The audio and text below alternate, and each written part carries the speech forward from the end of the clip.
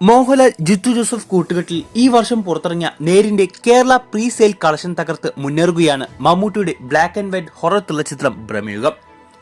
667 ഷോകളിൽ നിന്നായി നേര് നേടിയ 65 ലക്ഷത്തിന്റെ പ്രീ സെയിൽ കളക്ഷനാണ് റിലീസിന് ഒരു ദിവസം ബാക്കി നിൽക്കെ ഭ്രമയുഗം തകർത്തിരിക്കുന്നത്.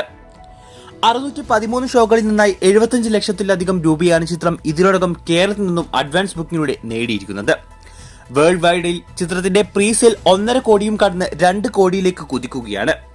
ഒരു ബ്ലാക്ക് ആൻഡ് വൈറ്റ് ചിത്രം എന്ന നിലയിൽ ഭ്രമയുഗത്തിന് ലഭിച്ച അഡ്വാൻസ് ബുക്കിംഗ് അക്ഷരാർത്ഥത്തിൽ ഞെട്ടിക്കുന്നതാണ്.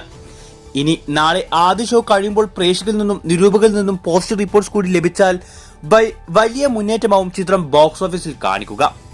ഏകദേശം 28 കോടിയോളം രൂപ ബജറ്റുള്ള ചിത്രം മമ്മൂക്കയുടെ കരിയറിലെ ഏറ്റവും വലിയ വിജയ ചിത്രമായി മാറുമെന്നാണ് പ്രതീക്ഷ.